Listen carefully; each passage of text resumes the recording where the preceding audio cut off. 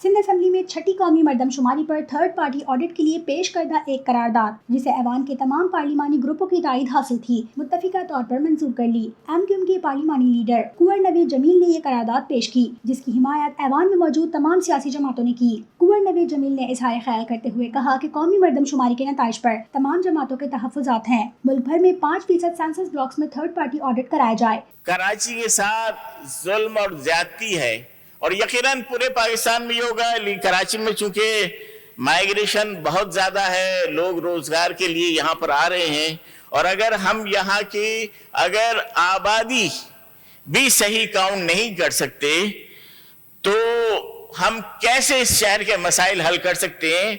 हमने खुद जो वफाकी हुकूमत है इस सिलसिले में उनसे बार बार बात भी की है और जो हुकूमत को बनाते वक्त हमने जो हमारे एरियाज थे, जो हमारे वोटर्स थे, उनके अमूमी तौर पर मजमूई तौर पर पूरे पाकिस्तान के लोगों के मसाइल के लिए उनसे 13 रुकाती एक एग्रीमेंट पर साइन किया, उसमें भी ये मौजूद है।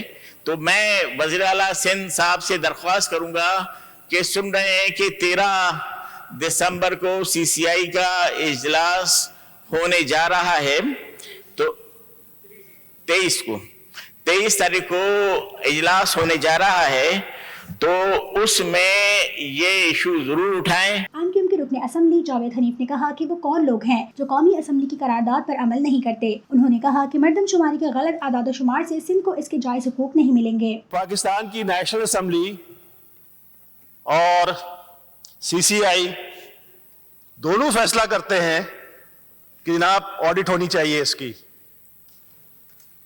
मेरा क्वेश्चन ये है कि वो कौन सी फोर्सेस हैं, वो कौन लोग हैं जो पाकिस्तान की अवाम की विल जो रिफ्लेक्ट करती है थ्रू नेशनल असम्बली और पाकिस्तान की एग्जीक्यूटिव और पाकिस्तान के प्रोविंसेस जो हैं जो रिफ्लेक्ट करते हैं थ्रू CCI, जब ये फैसला कर लेते हैं कि एक काम होना चाहिए, वो काम क्यों नहीं होता?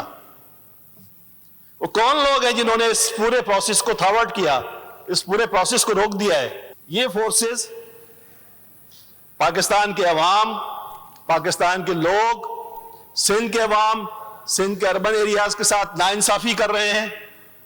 और मैं यहां ये कहना चाहता हूं कि जो नाइंसाफी है वो उसका निजाम नहीं चलता, उसकी रिफ्लेक्शन जो होती है, उस जो रिएक्शन डेवलप होता है वो पूरी सोसाइटी के लिए, पूरे मुल्क के लिए और तमाम पाकिस्तान के जो फैब्रिक्स हैं उनके लिए नुकसानदेह है। वजीर इत्तलाआत सईद गनी ने कहा कि मुझे याद है जब इस तरह का डेटा कलेक्ट किया जाता था तो इसे उसी जिला में रखा और कंपाइल किया जाता था। उन्होंने कहा कि हमने अपने खदशात को उस वक्त की असम्बली, सेनेट और हुकूमत के सामने रखे थे। हमने जब अपने तहफ़्फ़ुज़ात जाहिर किए तो इन्हें नजरअंदाज किया गया। मैडम, एक बहुत सेंसिटिव इशू है और ये मैं नहीं समझता कि ये गलती से हो रहा है। मैं इस बात को मानने को तैयार नहीं।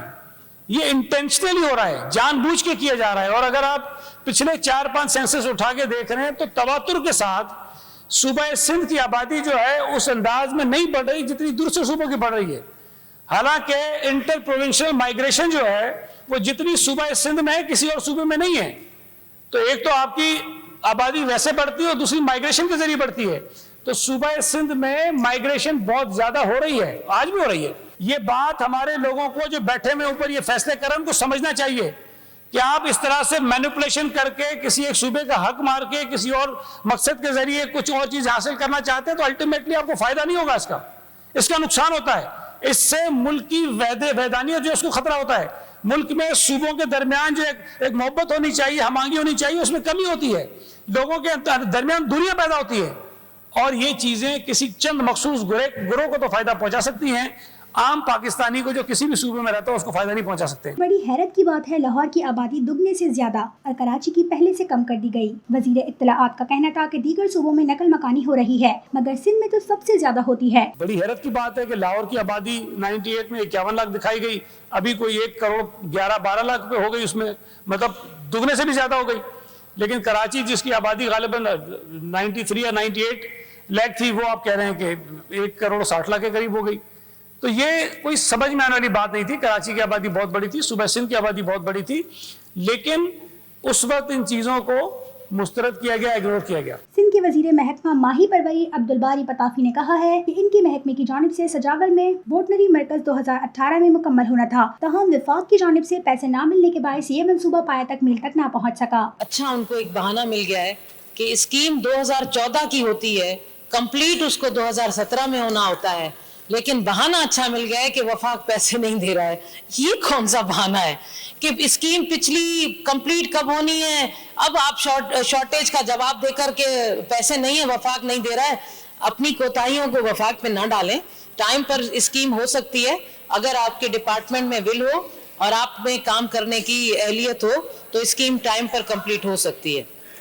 बार बार ये वफाक की नाम लेकर आप इसके पीछे ना छुपें। सिंध की वजीर इत्तलाआत सईद खनी ने कहा कि दादू में जाबहक बच्ची गुलसमा की पोस्टमार्टम की इब्तदाई रिपोर्ट आ गई है, जिसमें निशानदही की गई है कि बच्ची को संसार नहीं किया गया बल्कि पत्थर लगने से इसकी गर्दन की हड्डी टूटी। और उस जिरगे के नतीजे में ये उन्होंने फैसला दिया कि इस बच्ची को जो है वो कारी किया जाए और फिर उसको संसार किया जाए, तो फिर उसको पत्थर मार के हलाक कर दिया गया। ये रिपोर्ट सोशल मीडिया पर और हमारे मुख्तलिफ मकामी अखबारात में छपी, जिससे ना सिर्फ ये कि ज़ाहिर है कि सूबे की मुल्क की बदनामी बहुत हुई, लेकिन उसके साथ साथ हुकूमत के लिए और पुलिस के लिए भी बहुत बड़ा मसला था कि अगर इस किस्म का कोई वाक़या हुआ है तो हम उसके ज़िम्मेदारों को कानून के मुताबिक सज़ा तक पहुँचाएँ और कार्रवाई करें। फैमिली की तकलीफ़ का अंदाज़ा लगाएं। एक तो जिनकी बच्ची बेचारी मारी गई, उसको उन्होंने दफन किया, हमने उसकी माँ को पकड़ा, हमने उसके बाप को पकड़ा, हमने उस मौलवी साहब को पकड़ा जिसने जनाजा पढ़ाया, हमने उस बच्ची की कब्र कुशाई की। जाहिर है कि कुछ लोगों के नुक्ता नज़र से ये लाश की बेहुरमती भी होती है, हमें वो भी करनी पड़ी, लेकिन सिर्फ इसलिए कि हम किसी एक नतीजे तक पहुंच सकें। लेकिन ऐसी कोई चीज़ अभी तक सामने नहीं है। मैं दूसरी गुजारिश हमारे अपोजिशन के दोस्तों से करना चाहता हूँ, पीटीआई के जो दोस्त अगर यहाँ बैठे हैं, सर जिस शख्स के ऊपर इल्ज़ाम लगाया जा रहा था कि जिसने जिरगा करवाया है वो पीटीआई के एक लीडर का बेटा है। अगर कहीं ये नाम आता कि पीपल्स पार्टी के किसी आदमी का नाम है तो मुझे नहीं पता कि किस तरह उसको उछाला जाता, लेकिन हमने जिम्मेदारी का मुजाहरा किया और हमने उस शख्स का नाम लिया और ना हमने उसको उसमें रगड़ने की कोशिश की।